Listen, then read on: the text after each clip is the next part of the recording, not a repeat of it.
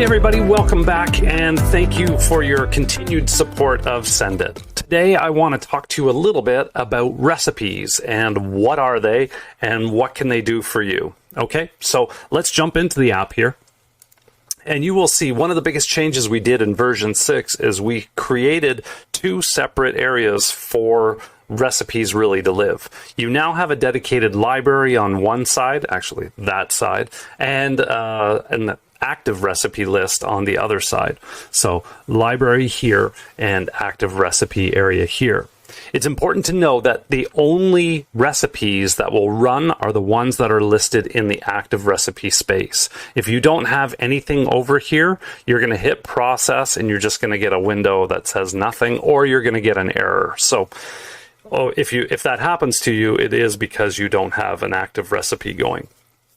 So what is a recipe? A recipe is basically an individual set of instructions on how you want your file to be named, how you want it to be saved, what type of file you want it to be saved, what are the dimensions of it, or how are we going to determine the size of the file, whether or not you want the file cropped or not, whether or not you want it a 5x7, an 8x10, a 123 by 16482872. Doesn't matter what that may be, but you have an opportunity to set that in there. Whether or not you want the script to auto-detect where your subject is in the frame, or if you want it to just center right on the face of your subject. You also have the opportunity to tell it whether or not you're going to do a shape. Do you want a circle? Do you want a parallelogram? Do you want 15 sides, 12 sides, 7 sides, not, or just keep it the way it is? Whether or not you want it would be enhanced, the sharpening to be enhanced on the image, whether or not you want a black and white copy, whether or not you want the metadata preserved, whether or not you want the copyright information preserved, whether or not you want to change the color space or preserve or embed the color space. So all those variables get stuck into a recipe, and that's what the script is actually running for you. And the great thing is you can stack all these different recipes to create all these different folders and all these different files repeatedly for your clients, and all you have to do is really call up your recipe or list of recipes and just have Sendit point it to a folder and just let Sendit do all the work. That's the beauty of Sendit. But let's take a look a little more at this interface here. So right off the bat, on the left-hand side here, we have the library.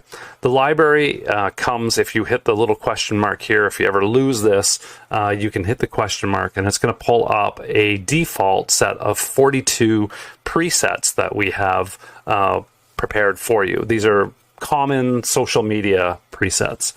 If I hit the search bar here, I can type in Facebook and it will show me the 4 Facebook settings. If I type in Instagram, it will give me all the Instagram ones. Or what I can do is I can just delete this and I can scroll through them and see what's there. I can select all of the select all. Please select the list. I'm going to choose this list here. I can select all of these and I can turn them off. I can turn them on. And this is a little bit of a legacy thing because that's only going to really apply here is if I'm copying some of these across. I have the ability by double clicking on this green space to turn on and turn off a recipe if I want it to work or if I want it to run on this particular thing. Many people have a bunch of recipes stacked and that's just their go-to stack, and they'll turn them on and off as they need them for whichever client job they're working on. So you have the opportunity to turn them on and off as a group or individually here using the select all. If I want to, I can add a custom one just by hitting the add button, and you'll see that it created this custom here, and it started the option for me now to create a new recipe. You'll notice the process button is grayed out. I cannot do anything until I save or I lock in this recipe. So one of my favorite ones that I like to test is called the Big Ol' Circle. And it's going to be a JPEG. It's going to be done at 100% of the original file. I'm going to do a crop with it because I want it to be living within a square. and I want it to be subject aware. I want the script to find where the person is in my image and create a squared circle around them. And I'm going to go here, circle, and it's fine. It's going to be on a white background with a white stroke. That's totally fine. And I'm going to apply James Pop to it, and I am just going to embed the color profile. That's what I want to do. So now I'm going to hit apply, and you're going to see update successful. A big old circle was just created because I just made that, and it will have all those steps inside of it. Now, if I click off onto another profile, you can see that all of these things will change. The different values change as I go through. And if I go back to big old circle, all of my things, all of my criteria are listed here inside of this file. So, or inside of this recipe. Now, at any time, if I want to export, I can totally export this if I wanted to. So let's just say I had this list that I wanted to do for ABC Company, my client ABC Company. So I can just click the export here, and it's going to choose, I can choose any destination I want right now. And I'm going to say, sure, let's just plop it in here. And it's going to ask me, what do I want to call it? So I'm going to call this the ABC Co recipe. And boom.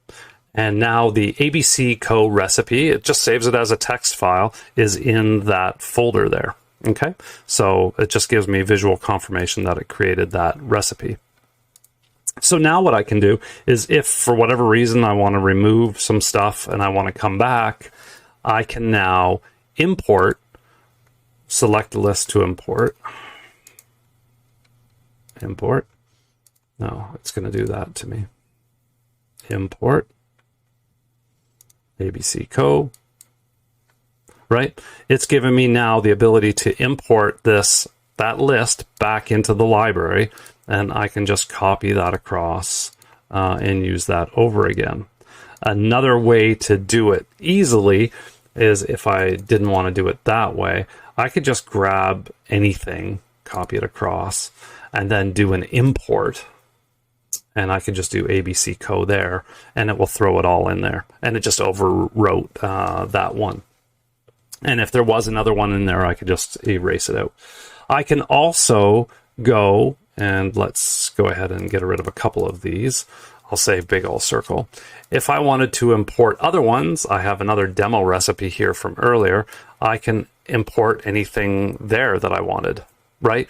So it'll just overwrite anything that's there. So I can add, I can remove, I can import, I can export, and I can have full control over my recipes to recall them at any time. And that's the beauty of Sendit, is create yourself a social media set of recipes and bundle them and offer them. Maybe you would do school photos and you want to have it so that your customers have pre-cropped 5x7s, 8x10s, 11x17s, 4x6s, whatever that may be, circles, triangles, whatever it may be that you want to do. You can have the script automatically take your finished files and do the crops on them, so you can just simply upload them to your store and start selling your products that way. So that's an overview of recipes, how they work and how you can use them and how you can customize them. And if you have any other questions about that, please let us know. We want to hear it, and we want to help you out, and so that you can understand and develop your own recipes that you can go ahead and start saving some time and making some money. Thanks for watching, guys. There are more videos on the way. Talk to you soon.